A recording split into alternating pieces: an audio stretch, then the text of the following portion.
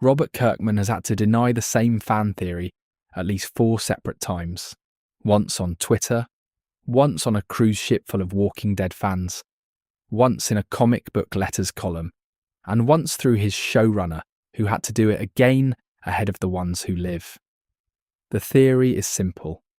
Rick never woke up. Everything that happened after Harrison Memorial Hospital, every person he loved, every community he built, every death he survived, all of it is a coma dream. The brain of a dying man constructing a world to live in because it cannot accept the alternative. Kirkman calls it a terrible idea. The cast calls it the saddest thing they have ever heard. And yet it keeps coming back, every 2 years, like clockwork. Tonight we are going to go through exactly why it persists, what the show actually offered as an explanation, and what the coma means for Rick's entire arc across every version of this story. Settle in. We have a lot of ground to cover. Before we can talk about the coma and what it means, we have to talk about the shooting. Because the shooting is where everything begins, and it contains details that most people who have watched the show multiple times still have not fully clocked. Rick Grimes is a deputy sheriff for the King County Sheriff's Department in rural Georgia. He has a partner named Shane Walsh, who is also his best friend, a wife named Lori, who he has been having quiet trouble with, and a son named Carl, who he clearly adores. He is, in every respect, an ordinary man living an ordinary life in a small Georgia town where nothing much happens. In the cold open of the pilot, days gone by, we get a brief flash of Rick after the world has ended, at a gas station, and then the episode cuts back to before. Rick and Shane are sitting in their cruiser eating lunch, and Rick is telling Shane something embarrassing about his marriage, in the way that men tell their closest friends things they would not say anywhere else. He's describing how disconnected he and Lori have become, how everything he says comes out wrong, how the morning before he was shot, she told him she sometimes wondered if he even cared about them at all, and said it in front of Carl. This scene matters because it establishes who Rick is before the apocalypse changes him. He is not a hero yet. He is a man in a quietly failing marriage, doing a job he believes in, sharing uncomfortable truths with the one person he trusts completely. He is, to repeat, ordinary. Then a radio call comes in and everything changes. Criminals fleeing a neighbouring county are heading into King County on Highway 18. Rick and Shane set up a roadblock with a spike strip. The car hits it, shreds its tyres, flips violently, and lands upside down in a field. 3 armed men emerge from the wreck. The first opens fire immediately and hits Rick in the chest. But Rick is wearing his Kevlar vest and the round does not penetrate. Shane kills the shooter. Rick staggers up, shouts that he is all right, and tells Shane in a voice that means this is serious and private. Do not tell Lori. Do not ever tell Lori. A second criminal goes down. But there is a third man, crawling through the grass behind the wrecked car, unseen. He fires a round that catches Rick in his lower left side, below the vest line, in the gap in the body armour's coverage. Rick drops. Shane kills the third man and rushes to his partner. He screams for Leon to call an ambulance. Rick is taken to Harrison Memorial Hospital. He undergoes surgery for the gunshot wound and is placed into a coma. The show implies it was medically induced, the kind of protective unconsciousness that doctors sometimes use when a patient's body needs time to survive trauma it could not handle awake. Shane visits him in the hospital and brings flowers from Lori and the department. The world outside the window is still normal. Hospitals are still running. People are still going to work. And then, quietly at first and then all at once, the world outside the window stops being normal. Rick does not know any of this. He is asleep. There are a few details worth pausing on before we move forward, because they matter for the larger picture. The first is the location of the wound. If you watch the pilot shooting sequence carefully, Rick appears to be hit in the back below his left shoulder during the gunfight. But when he wakes in the hospital, the bandaging's on his lower left abdomen. This is a production error that has been catalogued on IMDb's Goofs page, but it matters lore-wise because the two wound locations imply different levels of internal damage. A lower abdominal wound is serious but survivable with prompt surgical intervention. A wound below the shoulder blade is more immediately life-threatening. The show settled on the abdominal wound as the canonical injury, and it's worth knowing because several theories about Rick's unusual resilience hinge on the specific nature of what he survived. The second detail is the quality of the hospital itself. Harrison Memorial is a small rural facility in King County, which is to say it is not a major urban medical centre, with massive reserves of supplies and staff. It is the kind of hospital that would have limited backup generator capacity, limited stored medication, and a relatively small staff. This matters for calculating how long the facility could have remained operational after external supply chains collapsed during the outbreak. A rural hospital does not have the resources of a county medical centre. The window of viable operation would have been shorter than what you might assume from a larger institution. And the third detail is Shane's last normal visit. The flowers he brought to Rick's room, the ones that will be dried and brown when Rick wakes up, came from Laurie and from their colleagues at the department. Shane brought them personally. He sat at Rick's bedside. He talked to his unconscious partner about nothing important, the way you talk to someone who cannot hear you because the alternative is sitting in silence and accepting that they might not wake up. That visit is the last piece of the normal world that touched Rick before everything ended. The dried flowers are its remnant. When Rick sees them withered and dusty beside his bed, he is looking at the physical remains of the last ordinary day. The Season 1 finale, TS-19, gives us the flashback that fills in everything that happened at the hospital while Rick was unconscious. It is one of the most important scenes the show ever produced, and it fundamentally changes how you understand Shane Walsh if you pay close attention. By the time this flashback is set, the US military has arrived at Harrison Memorial. But they are not there to save anyone. They are executing the infected. And in the chaos of trying to contain something that cannot be contained, they are shooting living patients as well. Shane is in Rick's room, in his deputy uniform, sitting at his bedside. Gunshots erupt in the hallway outside. Shane ducks behind Rick's bed as soldiers sweep the room. Two of them enter, scan it, and somehow do not see him. In the corridor, soldiers are dragging patients and putting them down. Shane begs Rick to wake up. He tries to load Rick onto a gurney to get him out of the hospital, but he cannot safely disconnect Rick from the life support equipment without risking killing him. He tries. He really tries. Explosions rock the building. The military is bombing the surrounding area. The power dies. Rick's monitors flatline. Shane presses his ear to Rick's chest in the middle of a firefight that is producing more noise than any heartbeat could compete with, and he hears nothing. He believes Rick is dead. What Shane does next is the thing that actually saves Rick's life, and he does it without knowing that is what he is doing. Before he runs, before he flees the corridor of a hospital collapsing into violence, he pushes a hospital gurney in front of Rick's door.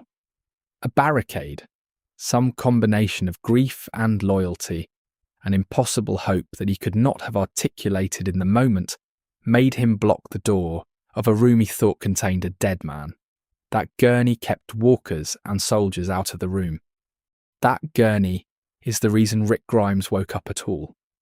Shane then found Laurie and Carl, told them Rick was dead because he believed it, and got them out toward Atlanta. And after weeks of survival and grief and dependence, he and Laurie became involved in the way that people sometimes become involved when they believe they have nothing left and someone who keeps them safe is right there. The show is very deliberate about framing Shane's hospital decision as not a betrayal. The flashback is structured to show you that he tried. He tried under conditions that made success impossible, and he made a judgment call based on what he heard and what he saw, and the judgment was wrong. His guilt about leaving Rick never left him. In Season 2, Episode 10, he confronts Rick on a bridge and says, "When it started, it was just a couple of weird stories on the news. Then it was so quick. Everything. I am in the hospital and there were soldiers shooting people in the halls. They were shooting people, not walkers. I tried to get you out, I tried, but we were not going to make it." John Bernthal later said that 90% of the final Rick-Shane confrontation was improvised, that the raw grief of what Shane had done and not done at the hospital was something both men carried into every scene they shared together. The hospital awakening sequence in Days Gone By is the single most iconic scene in Walking Dead history, and it was designed with a very specific purpose.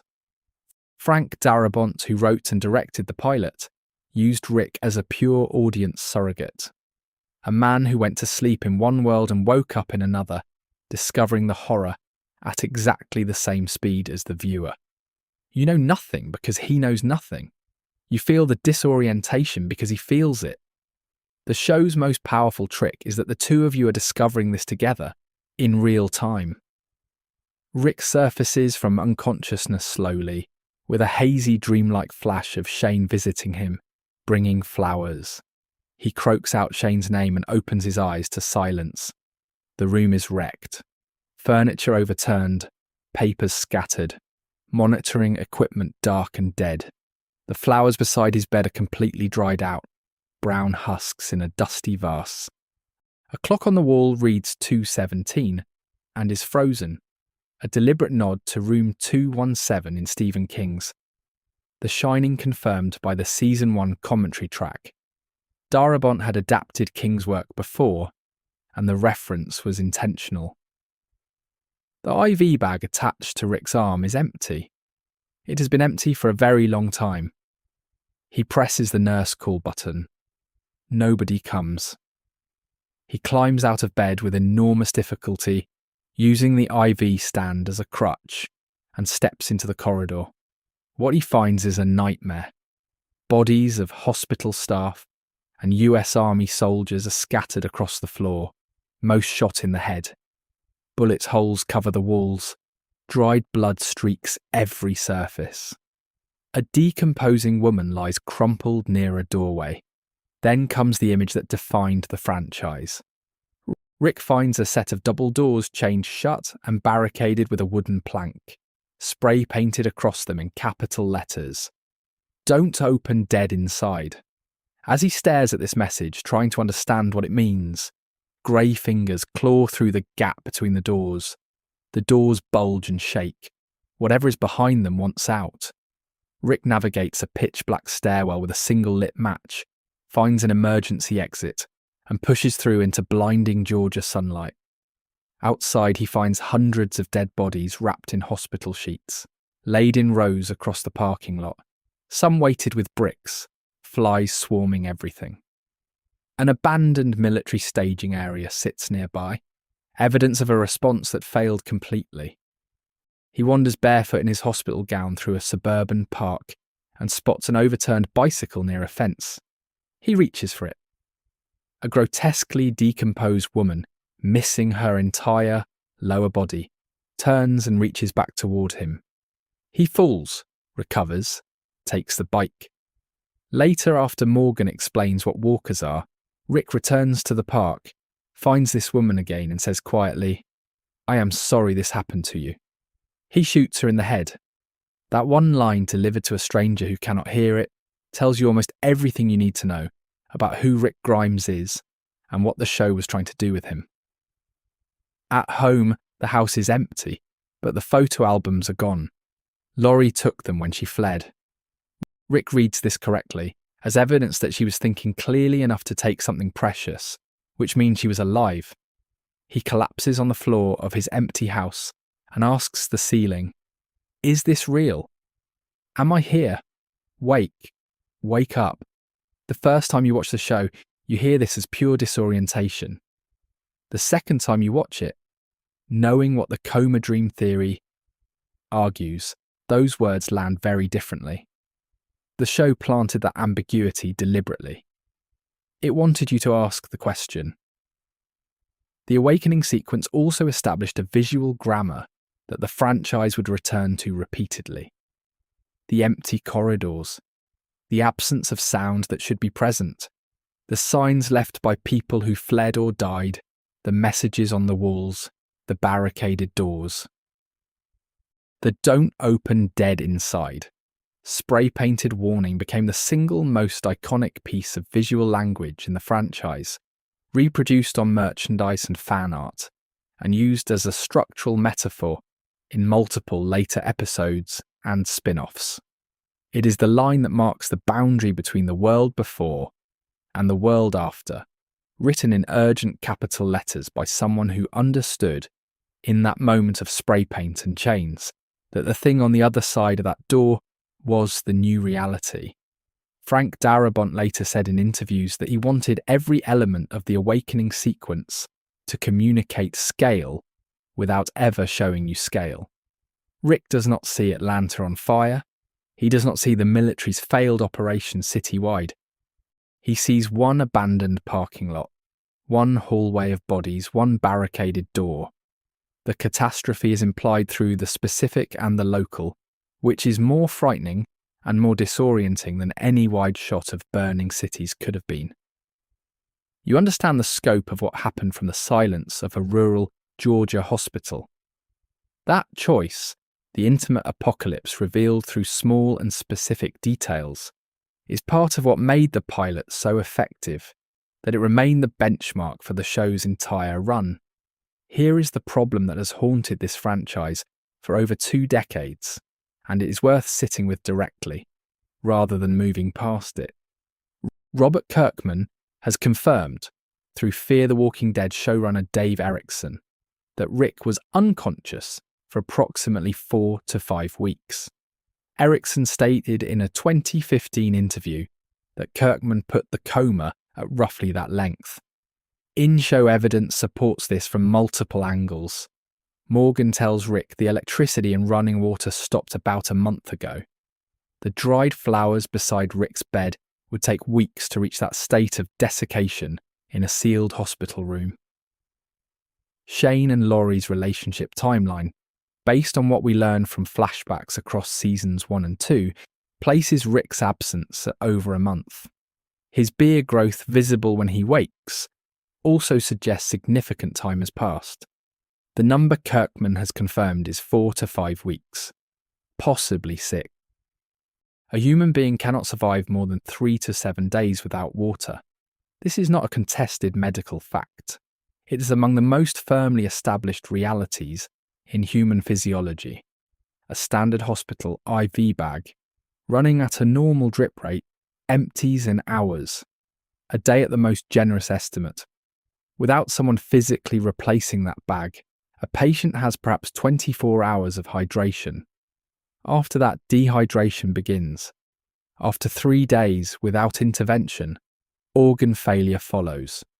Without a feeding tube, which the show never depicts Rick as having, he would have no caloric intake across those weeks.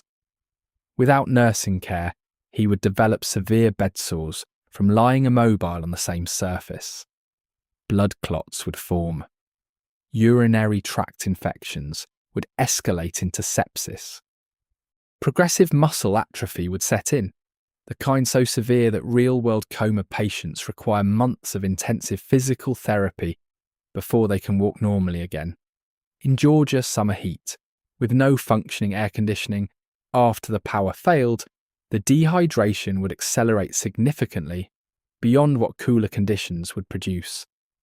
After 4 to 5 weeks in those conditions, Rick Grimes should not be weakened. He should be dead. And yet within hours of waking, he is walking miles to his house. Within days, he is riding a horse through Atlanta under active military bombardment. Within weeks, he is in full combat shape, running and fighting and shooting with the kind of physical capability that requires functional muscle tissue. The show gestures at a difficulty when he first wakes. The stumbling, the IV stand used as a crutch, the moment he passes out after Morgan's son Dwayne hits him with a shovel. But the recovery is impossibly fast. Real coma patients who have been unconscious for even 2 weeks face months of rehabilitation. Rick is effectively functional within days. Kirkman addressed this exactly once. In the letters column of The Walking Dead issue 9, a reader asked about the logistics and Kirkman offered his own uncomfortable acknowledgement. He told readers simply, just do not bring up the fact that he was in a coma for a number of weeks and did not. And here he used a word I will leave to your imagination, on himself. He was conceding with characteristic bluntness that the medical reality does not hold, that the coma scenario does not survive scrutiny, and that in a story about the dead walking the earth, he was asking you to extend a certain latitude to the living lying in a hospital bed. Andrew Lincoln took the physical dimension seriously as an actor, even if the story could not do so medically. He lost 1.5 stones, roughly 21 pounds, to portray a coma patient in the pilot. He then had to rebuild for subsequent seasons. But the performance of weakness in the awakening sequence cannot actually match the medical reality of a body that has been without hydration and nutrition for over a month, because that body would not be capable of the performance at all. Here is the thing that most Walking Dead fans do not know. A MC actually answered the question of how Rick survived his coma. They put the explanation in a 3-part webisode series released in October 2013 to promote Season 4. The series is called The Oath. It runs roughly 30 minutes total. It was directed by Greg Nicotero, one of the show's core production figures, and it is set in Harrison Memorial Hospital, the same hospital where Rick lay unconscious. The webisodes follow 2 survivors named Paul and Karina who reach the hospital after their camp is overrun. They are looking for medical supplies. What they find instead is a physician named Dr. Gail McConeys, who stayed behind after the military evacuated and has continued caring for remaining patients with whatever supplies she could access or scavenge. The connection to Rick's specific hospital is confirmed when Paul spray paints the words, "Don't open dead inside," on a set of cafeteria doors. Those exact words in that exact configuration, which Rick encounters when he wakes up in the pilot. The implication, embraced by multiple canonical analyses, is that Dr. Gale was present and active in Harrison Memorial during Rick's coma, that she refilled his IV bags, that she provided whatever basic nutrition she could manage, that her presence bridges the gap between a medical situation that should have been fatal and a man who woke up alive. Nicotero confirmed in interviews that the webisodes were designed to weave in and out of the show and provide insights into another timeline. The car that Paul and Karina drive, a 2011 Hyundai Tucson, appears on the highway in Season 2, further anchoring the webisodes within the show's established continuity. This is not officially separate from the main story. It is part of the same world, placed there intentionally. The most medically defensible composite timeline runs something like this. Rick received normal hospital care for 1 to 2 weeks before the outbreak reached King County. The hospital maintained some functionality during the early days of the outbreak, when military and emergency services were still responding and the situation had not yet become fully catastrophic. After the military's violent departure, the events that Shane witnessed, Dr. Gale continued caring for Rick, refilling his IV, providing hydration and basic nutrition, protecting his room. The hospital's backup generator, which real hospitals are required to maintain for emergency situations, may have kept some equipment operational for additional days.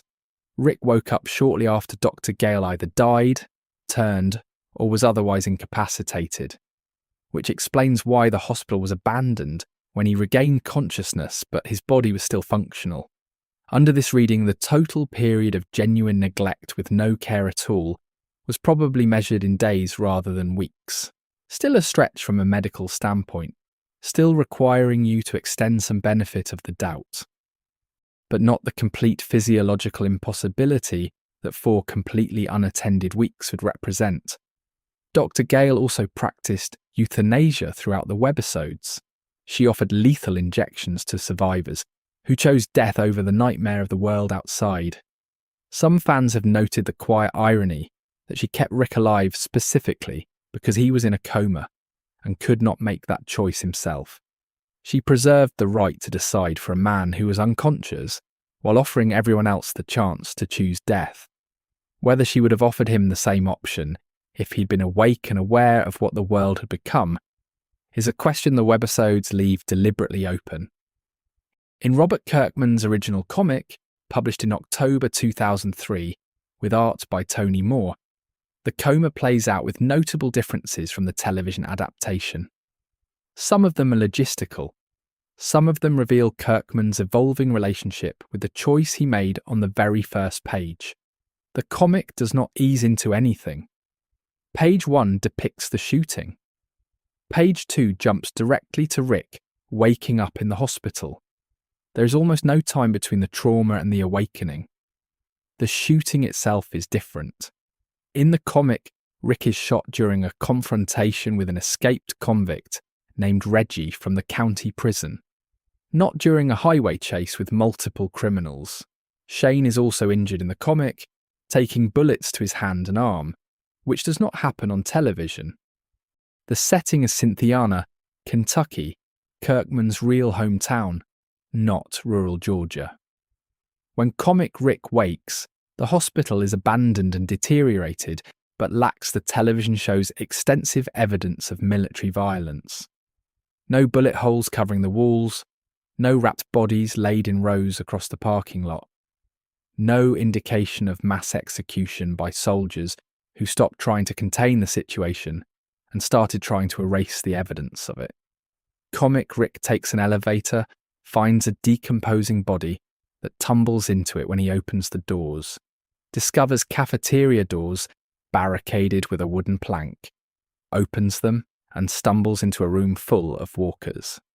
There is no "Don't Open Dead Inside" sign, which is a television original creation that has become iconic far beyond the show itself.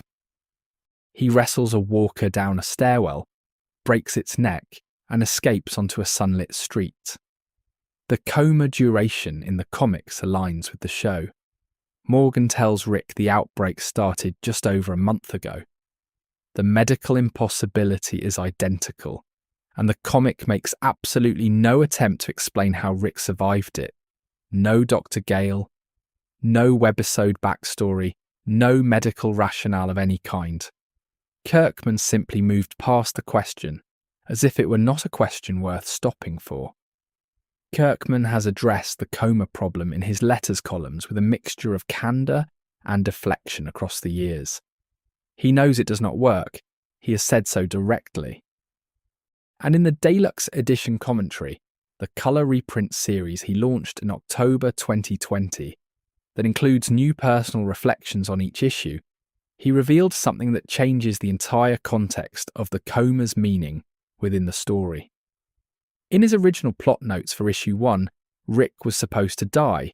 The plan was for Shane to murder Rick, with Carl witnessing it but being too frightened to tell Laurie what he had seen. The series would then shift to Carl as the protagonist, with Shane functioning as the first major antagonist. The coma was originally designed as Rick's death sentence, not his narrative rebirth. Kirkman changed his mind somewhere between plotting and execution, but by then the coma device was already built into the story's foundation. The opening that was supposed to establish a dead man's final hours became, by creative accident, the opening of an 11-season protagonist's journey. Kirkman also revealed in Deluxe Issue 85 that he once seriously considered writing a Volume 0 prequel comic following Shane, Laurie, and Carl's evacuation from Cynthiana to Atlanta during Rick's coma. He wrote several pages of the script. It never materialised. But the fact that he thought about it at all tells you something about how much narrative weight the off-screen period carries. Everything that happened while Rick slept, the collapse of the city, Laurie's grief, Shane's increasingly compromised decisions, Carl's first real encounters with the dead, all of it shaped the world Rick woke into. The prequel exists only in the imagination, but it is a rich one. What the Deluxe Edition commentaries reveal, more broadly, is that Kirkman has spent years sitting with the coma's implications in ways he did not fully work through when he was first writing it. The device that solved his narrative problem in issue 1 kept generating questions he had not anticipated. Not just the medical question, which he deflected with a joke and moved on from, but the deeper question of what it means to start a story about civilization ending with a character who was asleep when civilization ended. That question, it turned out, had answers he could not have predicted when he was making the choice.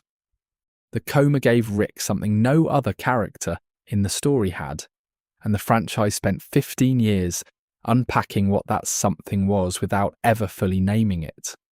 Now we arrive at the thing that brings people back to this question every 2 years. The fan theory that Robert Kirkman has had to debunk more times than any other idea in the franchise's history. The proposition that Rick Grimes never woke up at all. The coma dream theory holds that everything at The Walking Dead, from the moment Rick opens his eyes in Harrison Memorial Hospital, is the dying hallucination of a gunshot victim whose body could not actually survive the trauma it sustained. The walkers, the survivors, the communities, the losses. Every horrible and beautiful thing Rick experienced across 11 seasons, all of it is a coma dream. A brain constructing a world that feels real, because the alternative is accepting that it is already over. The theory circulated on fan forums from the comic's earliest years and went genuinely viral in October 2014, when a widely shared article demanded Kirkman officially rule it out. What made it spread so fast was not that it was new, it was that by 2014 it had accumulated enough supporting evidence from within the show itself that ignoring it felt intellectually dishonest. The case the theory's proponents make is worth laying out fully before examining why it does not hold. Rick's own words upon arriving home in the pilot: "Is this real? Am I here? Wake up." The phrase is easy to read as disorientation from someone newly conscious after weeks in a coma. It is equally possible to read it as a dreaming mind becoming aware of itself, the dreamer sensing that something is fundamentally wrong with the reality they are experiencing. Rick's multiple hallucination sequences throughout the series. He hallucinates Laurie after her death, sees her ghost in the prison yard, speaks to dead people through a disconnected telephone. These visions are explicitly framed as not real within the show's own logic. But a dream does not distinguish between its real and unreal components. Everything in a dream feels equally solid. The show depicting Rick having hallucinations within the story could itself be read as the dream acknowledging its own artificiality. Season 9, Episode 5, What Comes After, is Rick's final main series episode. Bleeding out on a bridge after an explosion he engineered to save everyone around him. At the cost of himself, his consciousness begins cycling through the past. He walks through a field of bodies, encounters dead people, has conversations that are not happening. And eventually his mind takes him back to Harrison Memorial Hospital. He sees his past self in the hospital bed. His past self says it is time to wake up. Then birds transform into the CRM helicopter that will carry him away. Blood blossoms on his abdomen precisely where the original gunshot wound was. The show explicitly returns Rick to the hospital room at his moment of maximum physical vulnerability, and connects the imagery directly to the original awakening. That structural choice, whatever else it means, feeds the theory rather than countering it. One creative variant coined after the ones who live, introduced the CRM's classification system, proposed that when Jadis radios the helicopter and classifies Rick as a B instead of an A, this is actually a nurse somewhere calling out his blood type. The helicopter is an ambulance. The radio exchange is a medical team. Outside reality is bleeding into the dream around the edges. Pollyanna McIntosh, who plays Jadis, called this interpretation genuinely cool in an interview. She did not call it true. The theory persists not because it is particularly well evidenced, but because it is emotionally irresistible. It would mean that Rick was safe in that hospital bed the whole time, that Laurie was never in danger, that Carl kept both his eyes, that Glenn lived, that every person we watched die and every terrible choice we watched Rick make was the fever dream of a wounded man who never left that room in King County, Georgia. People want to believe it because they love these characters and they cannot bear what happened to them. That is the honest answer for why it will not go away. Robert Kirkman has been asked about this theory so many times that he has developed a repertoire of responses ranging from blunt to genuinely funny. And the range of those responses tells you something about how deeply exhausting he finds the question. Twitter, October 2014, in direct response to the viral article. Going on record to answer this, Rick is not still in a coma. The events of TWD are definitely happening. He then immediately added a joke that became almost as famous as the denial itself. But Carl and everyone else are all imagined. He actually never found his family. He's been crazy since he killed his first zombie. Joking. Walker Stalker Cruise 2018 in response to a fan asking for the probability that Rick is still in a coma. 0. Next question. That would be a terrible story. He is definitely not in a coma, I promise. Like, he would wake up and Negan would be the plumber. He would be like, "Oh, you were there, it was so weird." Yeah, that would be awful. Judith is a ghost. He then told the audience that he has to do this approximately every 2 years. I have to come out and be like, "He is not in a coma, everybody." And then that makes the press rounds and people are like, "Whew." Walking Dead Deluxe. Issue 89, Letters column, in response to a fan who wrote him begging him not to end the series with a coma reveal. Seriously, that is not the ending. I would never do that. Debunked. Scott Gimple in a February 2024 interview ahead of The Ones Who Live. I do like people who still believe that Rick is still in that bed and he is still in a coma. That is not like a spoiler. He is awake. Chaos members have lined up to participate in the debunking across the years. Lenny James, who plays Morgan, compared the potential twist to Bobby Ewing getting out of the shower in Dallas, the famous soap opera moment where an entire season was revealed to have been a dream. He called it entertaining as a concept, but definitively not what was happening. Ross Marquand, who plays Aaron, called it the saddest thing he had ever heard and said he hoped with everything he had that it was not true. There is also a structural argument against the theory that is essentially airtight. The franchise includes multiple spin-offs, depicting events from the perspectives of characters Rick has never met and could not possibly be dreaming about. Fear the Walking Dead follows Madison Clark and her family in Los Angeles. World Beyond focuses on teenagers at a Nebraska university. Daryl Dixon takes place entirely in France. Dead City follows Maggie and Negan in Manhattan, years after Rick's departure from the main series. If all of this is Rick's coma dream, his unconscious mind is generating extraordinarily detailed storylines for people he has never encountered, places he has never visited, and events that have no connection to his personal experience whatsoever. That is not how coma dreams work. That is not how any kind of dream works. The theory requires a level of omniscient unconscious creativity that no medical or psychological framework supports, and no serious proponent of the theory has ever found a convincing way to account for it. There is also the simple question of narrative ethics. What would it mean for the audience if the coma dream theory were true? It would mean that 11 seasons of television, over 177 episodes, had been explicitly designed to mislead the viewer about whether the events they were watching were real. That kind of structural deception is not inherently wrong in fiction, but it requires a payoff proportionate to the betrayal. Every character death, every relationship, every painstakingly built community, revealed as a dying man's dream, is not a satisfying reveal. It is an erasure.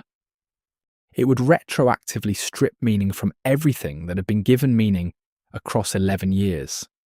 Kirkman understood this when he said it would be a terrible story. He was not wrong. The Walking Dead's power is entirely dependent on the events within it being real, within the world it has built.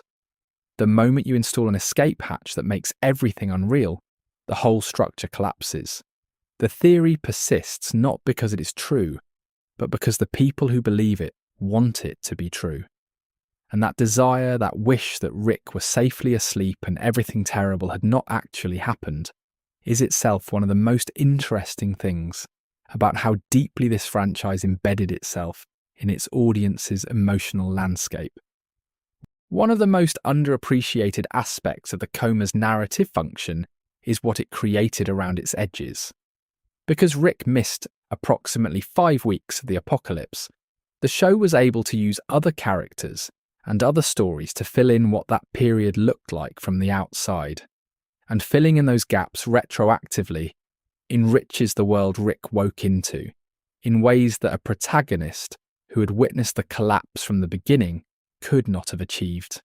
Fear the Walking Dead, AMC's first Walking Dead spin-off, served explicitly as a What Rick Missed series.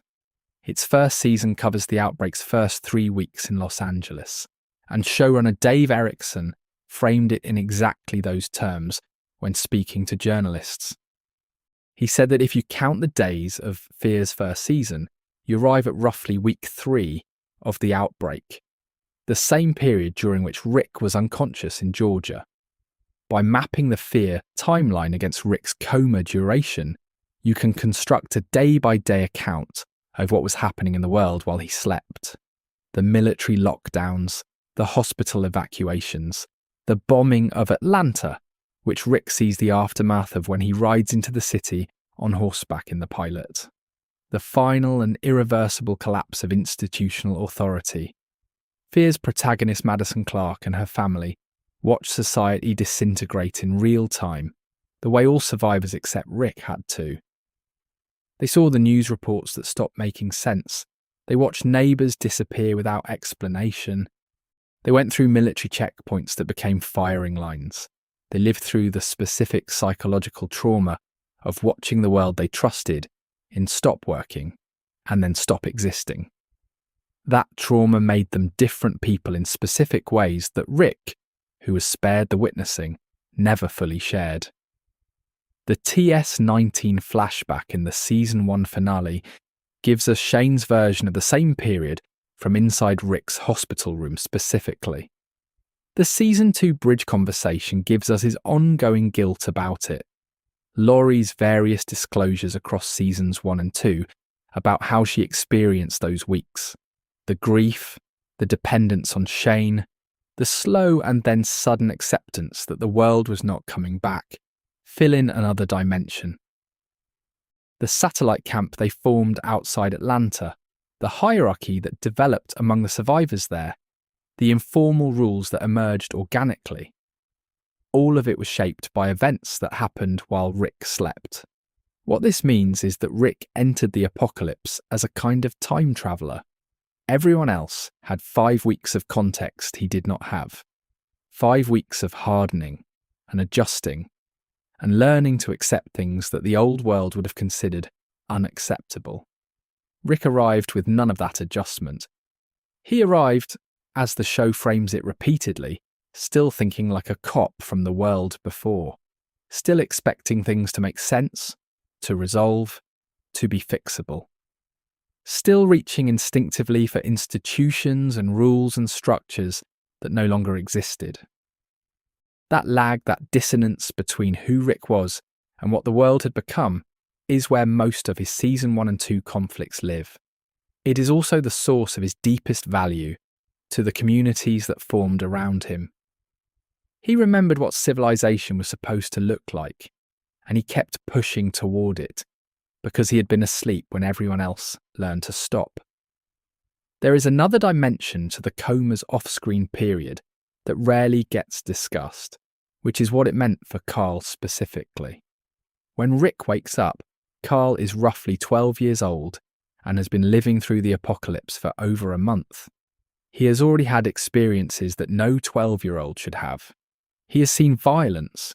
He has understood, at some child's level of understanding, that the world he grew up in is gone and is not coming back.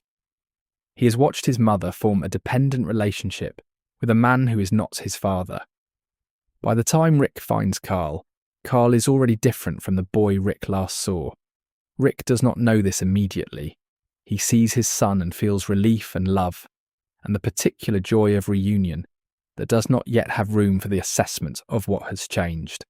But the gap between the Carl who waved goodbye to his father before school, one ordinary morning, and the Carl who is living in a tent city outside Atlanta is the coma's collateral damage.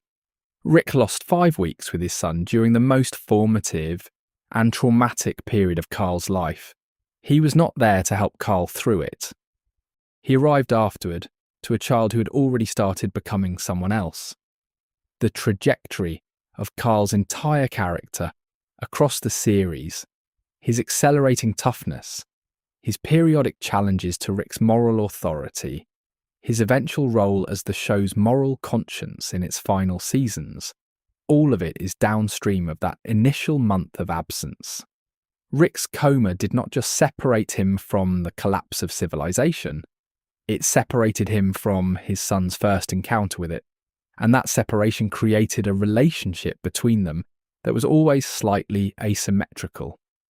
Carl knew things Rick did not. Carl had survived things Rick had not. The father arrived to find the son had already started growing past him in certain specific and important ways. The coma does not function only as a plot device at the beginning of the story. It functions as a recurring structural motif that the franchise returns to every time it needs to access Rick's deepest psychological material, and the returns become more deliberate and more layered as the series progresses. Season 3 opens with Rick at his most militarily competent and most emotionally withdrawn, systematically clearing the prison of walkers with almost mechanical efficiency. But after Laurie dies in the prison boiler room, the grief breaks him in ways that combat never did. He begins hallucinating. He receives phone calls from a disconnected telephone and hears the voices of dead people he loved. He sees Laurie's ghost in the prison yard, wearing white standing in the light. The visions are not explained as supernatural. They are the show acknowledging that Rick's mind has limits, and that grief can push a person past those limits into territory that looks a lot like what the coma dream theory describes from the outside. These hallucinations have a quality that rhymes specifically with the coma. They are real to Rick, and not real to the viewer. They are his mind constructing comfort that the world will not provide. The same mechanism the coma dream theory proposes, a mind-generating experience because it cannot accept reality, is something the show explicitly depicts happening to Rick in the waking world. The show is not endorsing the theory by doing this, but it is demonstrating that Rick's relationship to the boundaries between real and imagined is not straightforward, and it has not been since the morning he woke up in that hospital. Season 9, Episode 5, What Comes After, puts Rick back in the hospital room explicitly and deliberately. Bleeding out on a bridge after an explosion he engineered to save everyone at the cost of himself, his consciousness begins cycling through the past. He walks through a field of bodies from battles he has fought, encountering people who are dead, having conversations that are not happening. And eventually his mind takes him back to Harrison Memorial Hospital. He sees his past self lying in the hospital bed. His past self says, "It is time to wake up." Then the CRM helicopter arrives overhead. That sequence was designed to function simultaneously as a death scene and a rebirth scene. Rick is dying, and the thing his mind keeps returning to at the point of death is the original awakening. The hospital room is his psychic home base, the place his mind understands as the origin point of everything. When he is at his most physically destroyed, he goes back there.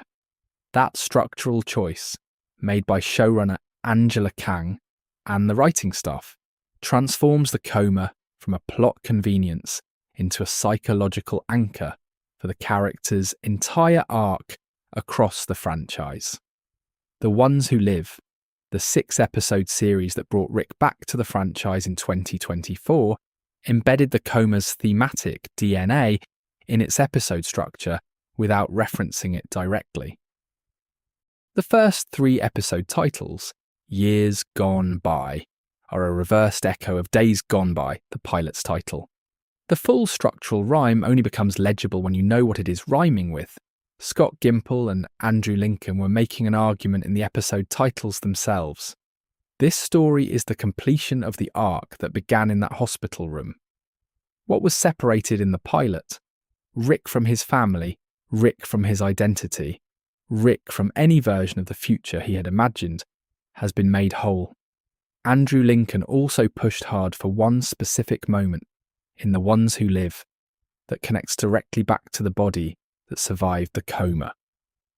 In the comic, the governor cuts off Rick's right hand during their first confrontation.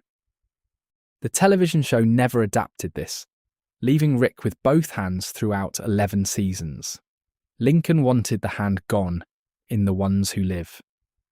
He told Entertainment Weekly that he bullied everybody into submission to make it happen.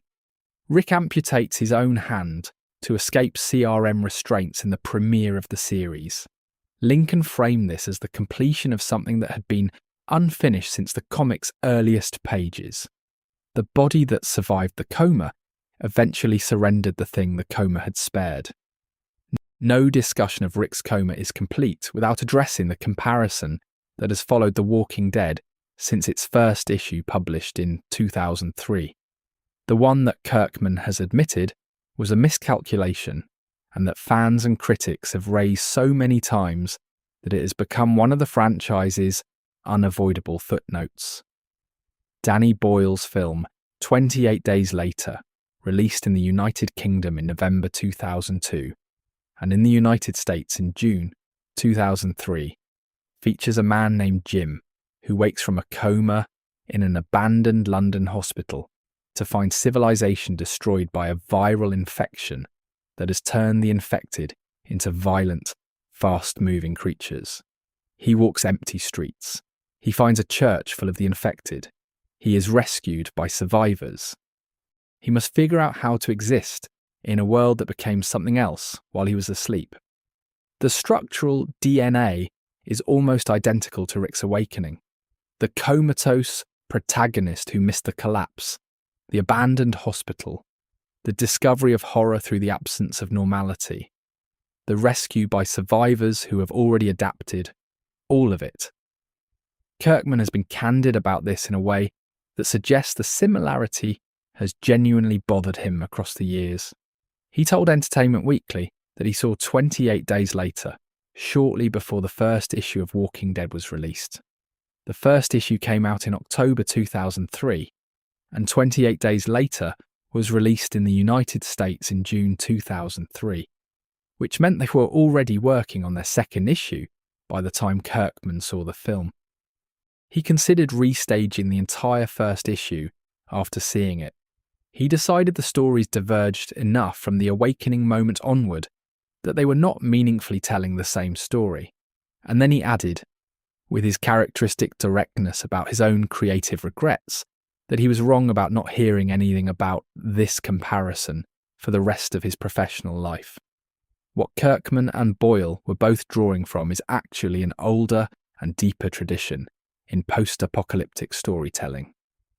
John Wyndham's 1951 novel, The Day of the Triffids, features a protagonist who wakes in a hospital after a meteor shower has blinded most of humanity, to find civilization collapsed around him. The coma awakening, or its near equivalent, is a device the genre has returned to repeatedly because it solves a fundamental storytelling problem with elegant efficiency. How do you introduce a viewer to a post-apocalyptic world without spending hours on exposition that teaches them everything before anything happens? You make your protagonist as ignorant as the viewer. They discover together, at the same pace, with the same shock, the same disorientation.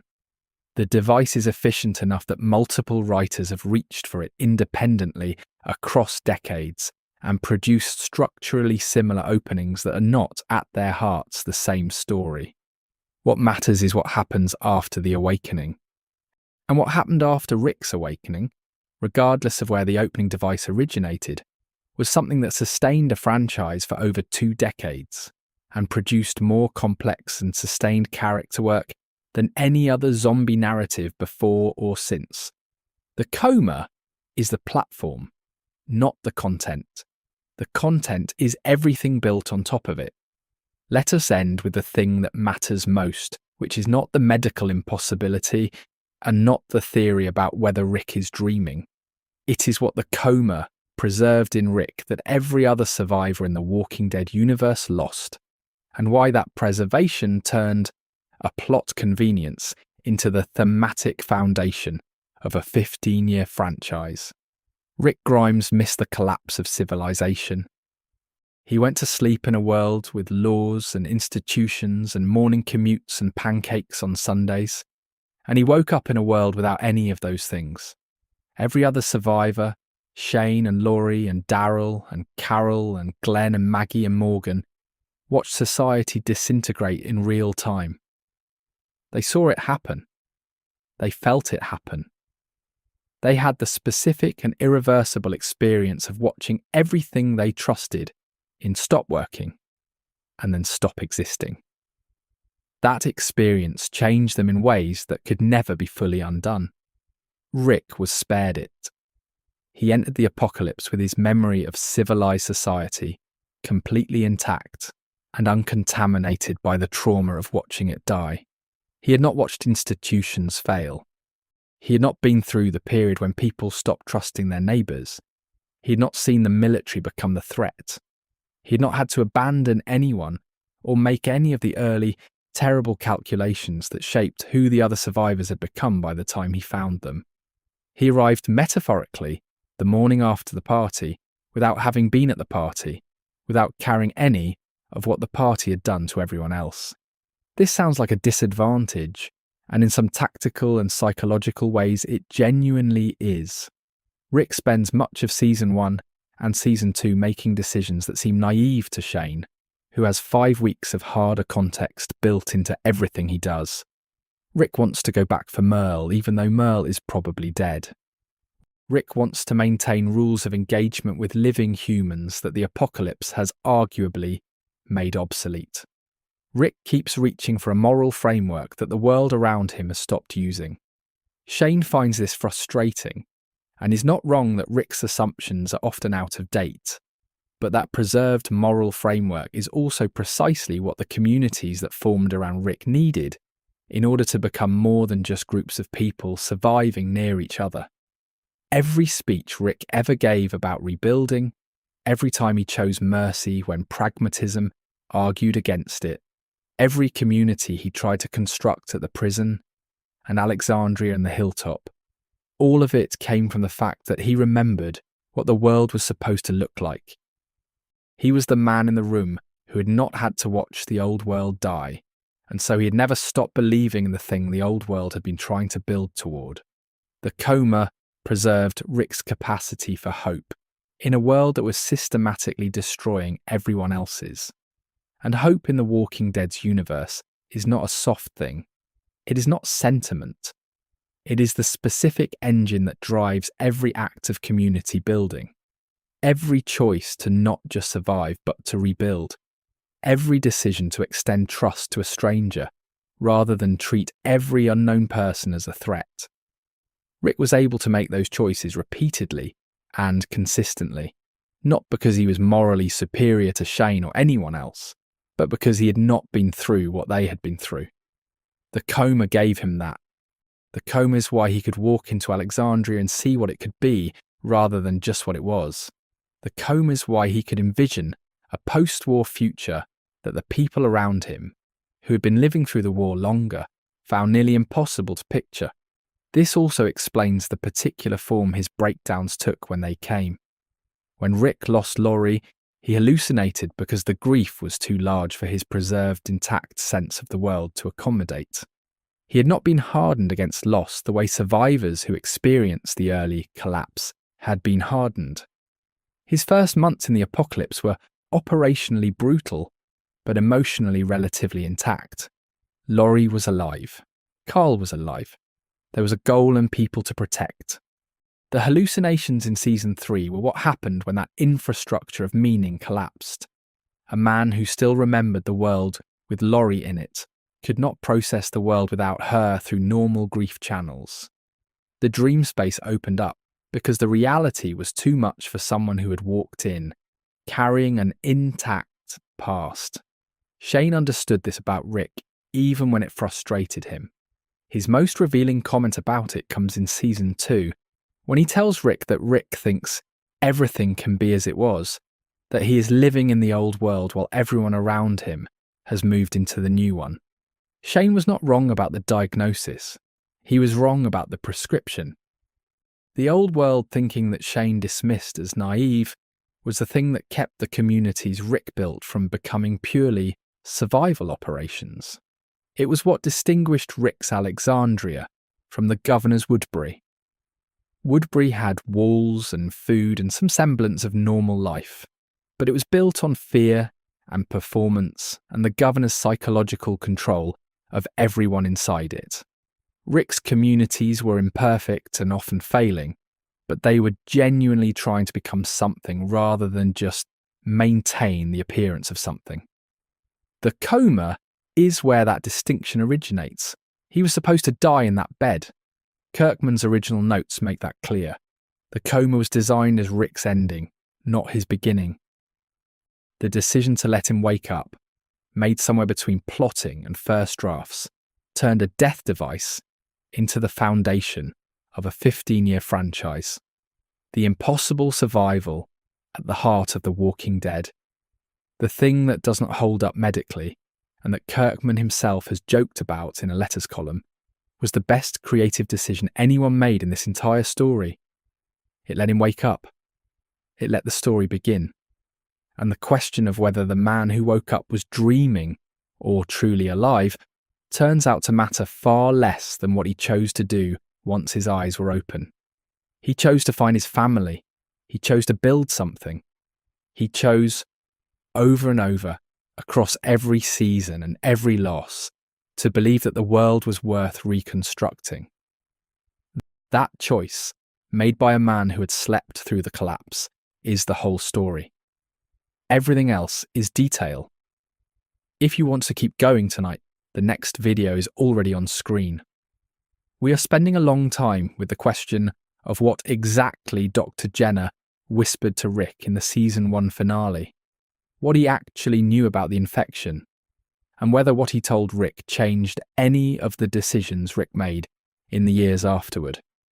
It is a shorter mystery than the coma, but in some ways a deeper one. That video is on screen now. Sleep well.